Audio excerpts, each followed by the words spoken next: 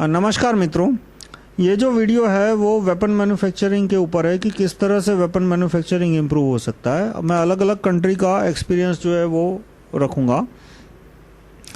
तो पहले तो वेपन मैन्युफैक्चरिंग अभी आज की दुनिया में मोस्ट साइंटिफिकली चैलेंजिंग और कॉम्प्लिकेटेड टास्क है। वो इसलिए कि मान लो कोई कंट्री दुनिया में वेपन मैन्युफैक्चरिंग नहीं करता तो किसी को ज़रूरत नहीं होती, लेकिन 100 कंट्री उसमें से एक कंट्री ने वेपन मैन्युफैक्चरिंग शुरू किया बड़े पैमाने पे, तो दूसरे को करना पड़ेगा। अब 2 कर रहे हैं तो तीसरे को करना पड़ेगा।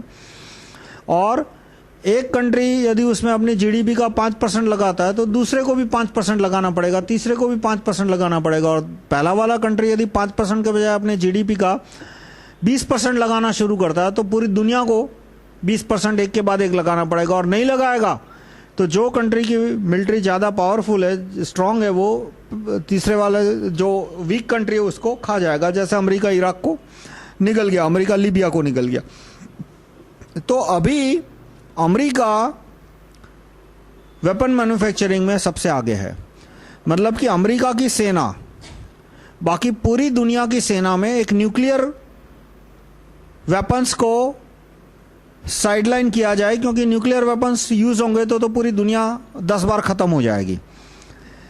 तो नॉन न्यूक्लियर वॉरफेयर की हम बात करें, नॉन न्यूक्लियर वॉरफेयर की बात करें तो अमेरिका की सेना बाकी पूरी दुनिया की सेना यानी फ्रांस और ब्रिटेन भी उसमें आगे, उससे 4 गुना ज़्यादा शक्तिशाली है फायर पावर में उसमें। और वैसे अमेरिका है वो तो नेटो का, उसके साथ नेटो कंट्रीज भी है। नेटो कंट्री यानी मेन उसमें आता है ऑस्ट्रेलिया, फ्रांस और यूके। तो ये 3 कंट्री की मिलिट्री भी अमेरिका के साथ मिला ली जाए तो वो बाकी देशों की मिलिट्री से 5 से 7 गुना ज़्यादा पावरफुल है। और उसमें एक रशिया की मिलिट्री है जो कि थोड़ी पावरफुल है। बाकी की मिलिट्री से तो शायद चाइना और इंडिया और बाकी कंट्री की सारी मिलिट्री मिला जाए तो अमेरिका की मिलिट्री 30-40 गुना ज़्यादा पावरफुल है। चाइना की मिलिट्री भी अमेरिका के मुकाबले में बहुत ज़्यादा मजबूत नहीं है। अब जो वेपन मैन्युफैक्चरिंग अमेरिका में इतना प्रोग्रेस हुआ उसका पूरा हम आर्किटेक्चर देखें कि किस तरह से हुआ। तो वेपन का बेसिक डिज़ाइन है वो अमेरिका की गवर्नमेंट की एजेंसी करती है। DRDO DOD department of defence है वहाँ पे, DOD। और उसकी जो अलग अलग गवर्नमेंट एजेंसी है वो 100% गवर्नमेंट ओन्ड एजेंसी है। उसका जो स्टाफ होता है वो अमेरिकन गवर्नमेंट का पेरोल गवर्नमेंट एम्प्लॉई होता है। गवर्नमेंट एम्प्लॉई के कॉन्ट्रैक्ट पे बाउंड होता है, वो किसी प्राइवेट कंपनी में नौकरी नहीं कर सकता। लेकिन वो वेपन्स के डिज़ाइन बनाते हैं और डिज़ाइन के साथ साथ उसका पूरा A to Z manufacturing process भी बनाते हैं। और कभी कभी मैन्युफैक्चरिंग प्रोसेस इतना डिटेल्ड होता है कि वो लिखते हैं कि भाई तुम्हारा एम्प्लॉई है वो एग्जैक्टली सुबह 10 से 6 तक काम करेगा। एक एम्प्लॉई है वो हफ्ते में 50 घंटे से ज़्यादा काम नहीं करेगा, यानी उसके मान लो 40 रेगुलर घंटे हुए तो वो ओवर टाइम करेगा तो 10 घंटे से ज़्यादा ओवर टाइम नहीं करेगा। इस पर्टिकुलर टास्क के लिए तुम्हारा जो एम्प्लॉई होगा उसका मिनिमम इतना क्वालिफिकेशन होना चाहिए, वो US सिटीजन होना चाहिए। इतने इतने काम के लिए वो ग्रीन कार्ड होल्डर होगा तो चलेगा, लेकिन इतने इतने काम के लिए वो US सिटीजन ही होना चाहिए। तो इस तरह से जो गवर्नमेंट एजेंसी है जो कि पूरा वेपन को विजुअलाइज करती है कि एक फाइटर प्लेन बनाना है तो वो पूरा स्पेसिफिकेशन तैयार करती है। और स्पेसिफिकेशन डिज़ाइन में वो प्राइवेट कंपनी जैसे लॉकहीड है, जेट है, बड़ी प्राइवेट कंपनियां हैं, उससे वो कंसल्टेशन भी करती है। क्योंकि वरना स्पेसिफिकेशन ऐसे बना दिए कि जो लॉकहीड के लिए, जेट के लिए, किसी कंपनी के लिए पॉसिबल ही नहीं है मेंटेन करना, मीट करना। तो वो राउंड्स ऑफ कंसल्टेशन होते हैं। पर वेपन का जो डिज़ाइन है वो फाइनली गवर्नमेंट एजेंसी तैयार करती है, अप्रूव करती है। फिर वेपन मैन्युफैक्चरिंग है वो प्राइवेट कंपनी को दिया जाता है। लॉकहीड, जेट, इस तरह बोइंग, ये सब, जनरल इलेक्ट्रिक, जनरल मोटर्स, ये सब प्राइवेट कंपनियां हैं। पर ये प्राइवेट कंपनियां किस सेंस में है कि हाईली कॉर्पोरेटाइज्ड है। कॉर्पोरेटाइज्ड यानी उसका जो मालिक है और जो एम्प्लॉय है उसके बहुत ज़्यादा गैप है। प्राइवेट कंपनियों में 2 मॉडल है ब्रॉडली स्पीकिंग। एक तो जिसको बोल सकते हैं कि स्मॉल कंपनी, जिसमें कि एक ओनर होता है, उसका हर एक एम्प्लॉई पे उसका डायरेक्ट सुपरविजन होता है। 30-40 एम्प्लॉई की कंपनी होती है जिसमें वो डायरेक्टली या इनडायरेक्टली वो एम्प्लॉई के सुपरविजन पे एम्प्लॉय के लिए को सुपरवाइज कर रहा होता है, उसका सैलरी डिसाइड करता है, उसके वर्क को सुपरवाइजर करता है। और जो ओनर है वो खुद भी एक तरह से एम्प्लॉई होता है। वो खुद प्रोडक्ट डिज़ाइन में, प्रोडक्ट डेवलपमेंट में, उसके जो कंपनी के अंदर प्रोसेसेस है, कंपनी का अकाउंट्स है, उसमें हर एक में उसका थोड़ा बहुत इन्वॉल्वमेंट होता है। और कभी कभी वो पूरा 3-4 पार्टनर होते हैं उस कंपनी के, और वो कंपनी का 60-70-80% ओन करते हैं, या तो कम से कम 50% ओन करते हैं, और बाकी वेंचर कैपिटल होता है। और दूसरा एक कॉर्पोरेटाइज्ड मॉडल होता है जिसमें कि बैंक है, म्यूचुअल फंड है, बड़े बड़े इन्वेस्टर है, वो लोग कंपनी का 70-80-90% इन्वॉल्व करते हैं, और जो बोर्ड ऑफ डायरेक्टर्स और जो सीईओ वगैरह है उनके पास मुश्किल से 2-3% होता है पूरी कंपनी का शेयर। और एम्प्लॉय के पास, जो पर एम्प्लॉय मतलब उनकी तादाद होती है 10,000 20,000, और सारे एम्प्लॉय मिला के उनके पास शेयर होते हैं 10-20% से ज़्यादा शेयर नहीं होते एम्प्लॉय के पास। और एम्प्लॉय को जो सीनियर मोस्ट एम्प्लॉय भी होता है, जो कि प्रोजेक्ट का टेक्निकल सुपरविजन करता है या तो पूरा उसका टेक्निकल एडमिनिस्ट्रेशन करता है, उसके पास भी कंपनी की इक्विटी 0.1% के, तो 0.1% भी बहुत ज़्यादा हो गया, इतनी होती है।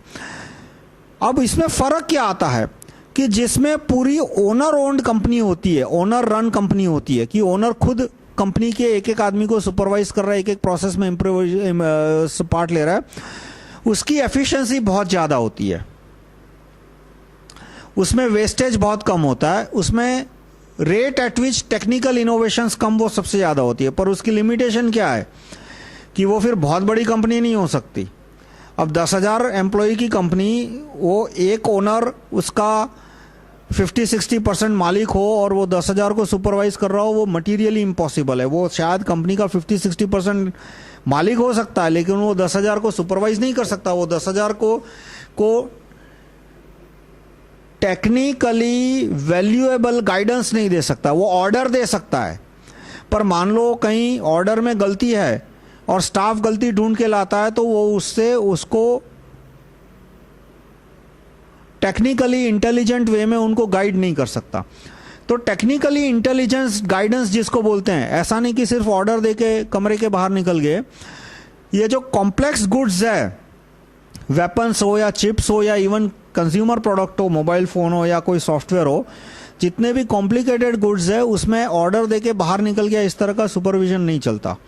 उसमें आइटरेटिव सुपरविजन होता है कि एक ऑर्डर दिया, जूनियर ने ऑर्डर में गलती निकाल के दी, अब सीनियर में गलती समझने की कैपेबिलिटी होनी चाहिए, उसको इम्प्रूव करने की कैपेबिलिटी होनी चाहिए। अब वो सीनियर यदि ओनर नहीं है तो एक तरह की इररिस्पॉन्सिबिलिटी बिल्ट इन है। बिल्ट इन यानी कि ऐसा नहीं कहूंगा कि सारे सीनियर इररिस्पॉन्सिबल होते हैं, लेकिन 100 में से 70-80% सीनियर किस सेंस में इररिस्पॉन्सिबल होते हैं, ऐसा नहीं कि जो करना है करो, मुझे कोई फर्क नहीं पड़ता, पर वो मार्केट रिस्पॉन्सिवनेस उनमें नहीं होती। देखो, ये क्वांटिटेटिव मॉडल है, ऐसा नहीं कहता कि सारे सीनियर है वो मार्केट के इररिस्पॉन्सिबल होते हैं, लेकिन जो टेक्निकल हेड है एक पर्टिकुलर प्रोजेक्ट का, वो हर एक केस में मार्केट यानी कस्टमर और उसकी जो रिक्वायरमेंट, किस तरह से ये पूरा प्रोडक्ट इकोनॉमी में फिट बैठ रहा है या तो मार्केट में फिट बैठ रहा है, वो रिस्पॉन्सिवनेस निकालने की उनकी एप्टीट्यूड नहीं होती, या तो उनके पास टाइम नहीं होता या तो उनको इंक्लिनेशन नहीं होता। वो सोचते हैं कि भाई प्रोडक्ट बहुत अच्छा होना चाहिए कि मार्केट में इसकी वाहवाही हो, फिर खर्चा इतना बढ़ गया तो कि वो देखा जाएगा, वो मेरे कंपनी का ओनर देखेगा कि भाई उसको प्रॉफिट होगा या नहीं।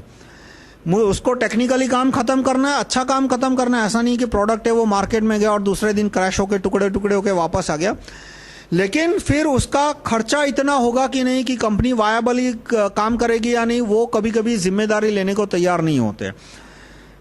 लेकिन जो कंपनी एम्प्लॉय ओन्ड है, मतलब कि एक कंपनी है जिसका मालिक है वो खुद भी 30-40% एम्प्लॉय की तरह काम कर रहा है, वो हमेशा फाइनेंशियल वायबिलिटी को भी साथ में देख के काम करता है। तो उसका जो प्रोडक्ट निकलता है वो बहुत मैच्योर होता है, फाइनेंशियली वायबल होता है, मार्केट में वायबल होता है, कॉस्ट इफेक्टिव होता है। तो वो मैच्योरिटी लेवल है, वो लार्ज कॉरपोरेशन में कभी कभी नहीं देखने मिलती। लार्ज कॉरपोरेशन में wastage, technical wastage, financial wastage हर तरह का थोड़ा बढ़ जाता है, और गवर्नमेंट में वो वेस्टेज हद से ज़्यादा होता है, कॉरपोरेट से भी ज़्यादा होता है। देखो, कॉरपोरेट के ऊपर गवर्नमेंट सुपरविजन होना चाहिए, वरना तो कॉरपोरेट एकदम निरंकुश हाथी की तरह इधर उधर दौड़ने लगेंगे, वो भी ठीक नहीं है। पर गवर्नमेंट यदि खुद एक एक चीज बनाना शुरू करे, चिप्स बनाना शुरू करे, फिर पीसीबी बनाना शुरू करे, फिर प्लेन बनाना शुरू करे, वो भी वायबल नहीं है। वो रशिया जैसा हाल हो जाएगा। रशिया के अंदर वही हुआ कि गवर्नमेंट एक एक चीज खुद बनाती थी, हर एक आदमी था वो गवर्नमेंट एम्प्लॉय था। तो इनएफिशिएंसी इतनी बढ़ गई कि एक तो वो हर एक मामले में पीछे था अमेरिका से। अमेरिका जब 32 बिट सीपीयू बना रहा था तब मुश्किल से रशिया रेंगता हुआ 16 बिट सीपीयू बना रहा था, और वो भी अमेरिका की कॉपी करके। जो उसका इनोवेटिव यूनिट था, जो कि डिजाइन यूनिट था, वो तो कुछ कर ही नहीं पाया। तो जब और अमेरिका ने जब 32 बिट लेवल पे पहुंच गया तब रशिया ने 16 बिट सीपीयू का मैन्युफैक्चरिंग मुश्किल से वो शुरू कर पाया। यानी वो टेक्नोलॉजी में इतना पीछे रह गया। और उसका मेन रीजन क्या था कि उसके सारे एम्प्लॉय गवर्नमेंट एम्प्लॉय था, ना उसके पास कॉर्पोरेट मॉडल था, ना उसके पास एंटरप्रेन्योरशिप का मॉडल था। एंटरप्रेन्योरशिप मॉडल यानी कि जो कंपनी का मालिक है वो खुद एक एक चीज में इंटरेस्ट ले रहा है। तो इन जनरल आप वेपन मैन्युफैक्चरिंग को देखोगे तो वेपन का डिजाइन है वो गवर्नमेंट यूनिट करता है, वेपन का मैन्युफैक्चरिंग है वो लॉकहीड, जेट, बोइंग जैसी, जनरल मोटर्स, जनरल इलेक्ट्रिक जैसी बड़ी कंपनी करती है। और फिर जो छोटे पार्ट्स होते हैं उसका मैन्युफैक्चरिंग प्राइवेट कंपनी को दिया जाता है, जो कि अक्सर 70-80% ओनर ओन्ड होती है। यानी कि वो कंपनी छोटी होती है, 30-40 एम्प्लॉय की होती है। उसमें जो ओनर होता है वो कंपनी का हर एक एंगल से सुपरविजन कर रहा है, और वो कंपनी छोटे पार्ट्स बना के देती है। लेकिन वो छोटे पार्ट इतने कॉस्ट इफेक्टिवली बनता है, इतना रिलायबल होता है, और उसकी क्वालिटी इतनी अच्छी होती है कि उसकी वजह से पूरा वेपन है वो बहुत अच्छा काम करता है। तो अलग अलग लेवल पे अलग अलग तरह की कंपनियां होती है। और अभी तक में सक्सेसफुल मॉडल पूरी दुनिया में कहीं है तो ये एक ही है। फिर थियोरिटिकली तो जितने मॉडल बनाना है वो बना सकते हो। कोई थियोरिटिकली ये भी मॉडल बना सकता है कि पूरा गवर्नमेंट हो, जो कि चाइना में है। चाइना में काफी हद तक सब कुछ गवर्नमेंट ओन्ड है। वहां पे वेपन डिजाइन करने वाला यूनिट भी गवर्नमेंट का है, वेपन मैन्युफैक्चरिंग करने वाला भी गवर्नमेंट का यूनिट है। सिर्फ स्पेयर पार्ट बनाने के लिए छोटी मोटी प्राइवेट कंपनियां हैं। लेकिन चाइना के वेपन अमेरिका के कंपैरिजन में काफी इंफीरियर है। वेपन मैन्युफैक्चरिंग में चाइना इतना कह सकते हैं कि अमेरिका से काफी आगे है, लेकिन वरना वो दुनिया से मतलब अमेरिका से काफी पीछे हैं। अब यदि हमें अमेरिका के 20% लेवल में भी आना हो 10 साल के अंदर में, तो अब नया मॉडल किसी को सूझ रहा हो तो मैं कहूंगा वो डॉक्यूमेंट करके बताए मुझे कि वो किस तरह से इकोनॉमिक इंसेंटिव यानी प्रॉफिट इंसेंटिव और वेपन मैन्युफैक्चरिंग को मिक्स करके आगे बढ़ना चाहते हैं। लेकिन जहां तक मेरा मानना है, मैं इस अमेरिकन मॉडल को प्रेफर करूंगा कि जिसमें गवर्नमेंट यूनिट है वो पूरा मैन्युफैक्चर करती है और एक एक कंपनी को सुपरवाइज भी करती है। जैसे अमेरिका का जो गवर्नमेंट यूनिट है, अब उसने डिसीजन लिया है डीओडी ने, डिपार्टमेंट ऑफ डिफेंस में, कि जितनी चिप्स बनेगी वो सारी चिप्स मेड इन अमेरिका होगी। क्योंकि अभी कुछ वो आधे से ज्यादा चिप्स है वो चाइना से इंपोर्ट कर रहे हैं। तो अब सारे चिप्स अमेरिका में बनना कॉस्ट इफेक्टिव नहीं हो रहा, इसलिए फिर उन्होंने बाकी गवर्नमेंट एजेंसी पे दबाव डाला। तो अब एफबीआई भी इसी तरह के नोटिफिकेशन निकाल रही है कि एफबीआई भी यदि कोई इलेक्ट्रॉनिक इक्विपमेंट खरीदेगी, जैसे कंप्यूटर है या कैमरा है या मोबाइल फोन है, तो उसके जो चिप्स है वो सारे मेड इन अमेरिका होंगे। तो इस तरह से स्केल ऑफ इकोनॉमी, मतलब मिनिमम इतने चिप्स अमेरिका में बने ताकि वो चिप इंडस्ट्री वो कॉस्ट इफेक्टिव हो। तो चिप बनाने वाली कंपनियां हैं वो अब सारी की सारी मेड इन अमेरिका प्राइवेट होगी। अब वो चिप बनाने वाली कंपनी है वो एक भी गवर्नमेंट ओन नहीं है। अमेरिका के पास शायद एक आध दो कंपनियां होगी जो कि गवर्नमेंट ओन भी है और चिप्स भी बनाती है, पर बाकी अधिकतर चिप बनाने वाली फैब बोलते हैं जिसको, फैब्रिकेशन यूनिट्स, वो सब प्राइवेट है। एक फैब चिप बनाने की जो यूनिट होता है उसकी कॉस्ट आती है $1 बिलियन से लेके $3 बिलियन, यानी कि 5,000 करोड़ रुपए से लेके 15,000 करोड़ रुपया। तो उसमें गवर्नमेंट उन्हें हेल्प करती है, गवर्नमेंट उन्हें लोन देती है, गवर्नमेंट उनको कॉन्ट्रैक्ट देती है कि भाई तुम मिनिमम तुमसे इतनी चिप्स खरीदेंगे, लेकिन चिप्स की इतनी क्वालिटी होनी चाहिए। तो जो चिप बनाने वाली फैक्ट्री है उसको एक गारंटीड ऑर्डर मिल गया मुझे कि यदि मैंने चिप बनाने का काम ठीक से कर दिया तो गवर्नमेंट मुझे मुझसे 50,000 करोड़ के चिप्स खरीद लेगी और उस 50,000 करोड़ की चिप खरीदेगी, उसमें मेरा 15,000 करोड़ का इन्वेस्टमेंट भी निकल गया, उस पर मुझे 5,000 करोड़ का प्रॉफिट भी मिल जाएगा। तो गवर्नमेंट उसको क्या प्रॉमिस करती है? रेवेन्यू स्ट्रीम प्रॉमिस करती है कि यदि तुमने चिप ठीक से बना दी तो हम मिनिमम इतनी चिप तुमसे खरीद लेंगे, तो आखिर तुम्हारा। लेकिन गवर्नमेंट यूनिट है, वो चिप बनाने का काम नहीं करता, वो काम वो प्राइवेट को सौंपता है। और उसका बेसिक रीजन यही है कि जितनी प्राइवेट और उसमें पैसा है, वो ऐसा नहीं है कि 100% पैसा गवर्नमेंट का लगा है। जो आदमी है उसने खुद अपना पैसा लगाया, क्योंकि उसको प्रॉफिट मिलने वाला है कि भाई उसने 15,000 करोड़ लगाया और एक साल के अंदर उसको 40-50% रिटर्न मिल जाएगा यदि उसने ठीक से काम किया तो।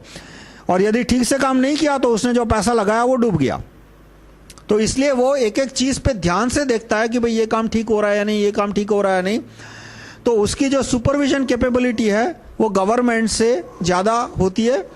मतलब कि यूज ऑफ सिक्स्थ सेंस जिसको बोलते हैं, कि creativity, use of sixth sense, वो जब अपना पैसा दांव पे लगा होता है तब ज्यादा होता है। जब गवर्नमेंट का पैसा या किसी और का पैसा लगा होता है तो ऐसा नहीं बोलता कि हर एक आदमी है वो अपनी सिक्स्थ सेंस बंद कर देता है या क्रिएटिविटी बंद कर देता है।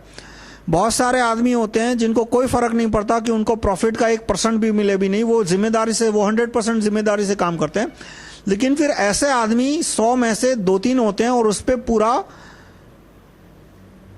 पूरा बिजनेस मॉडल नहीं चल सकता, उस पर पूरा इंडस्ट्री का मॉडल नहीं चल सकता।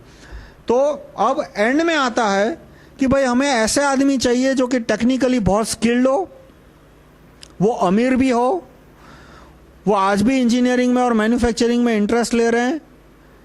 और इस तरह के आदमी कैसे अमीर बन सकते हैं, मतलब अपने बलबूते पे, ऐसा नहीं कि किसी और का पैसा ला के उनको गोद में डाल दिया जाए। तो उसके लिए फिर मैंने दूसरे वीडियो में एक्सप्लेन किया क्यों ज्यूरी सिस्टम है वो क्या ज़्यादा इफेक्टिव साबित होती है। जज सिस्टम में नेक्सस बिल्डिंग यानी कि जो जज है उसके रिश्तेदार वकील को जाके भाईचारा करो, वो रिश्तेदार वकील है वो तुम्हारे सामने जो केस है उसमें आसानी से निकल जाएगा, और तुम्हारे कॉम्पिटिटर के सामने केस है उसमें हथौड़े मार के उसको दबेल देगा। वो जज सिस्टम का एक बिल्ट इन हिस्सा है, नेपोटिज्म, नेक्सस और कोर्टरूम पॉलिटिक्स जिसको बोलते हैं। और वो कोर्टरूम पॉलिटिक्स ज्यूरी सिस्टम में ही खत्म होता है। और वो कोर्टरूम पॉलिटिक्स जब तक खत्म नहीं होता तब तक एक इंजीनियरिंग टेंडेंसी वाला आदमी, एक इंजीनियरिंग एप्टीट्यूड वाला आदमी है, वो एक लेवल से ज़्यादा प्रॉस्पर नहीं कर सकता, अमीर नहीं बन सकता, वो रिसोर्सफुल नहीं बन सकता, उसकी कंपनी ग्रो नहीं कर पाती। इसलिए ज्यूरी सिस्टम लाना बहुत एसेंशियल हो जाता है। वो मैंने अपने अलग दूसरे वीडियो में एक्सप्लेन किया है। धन्यवाद।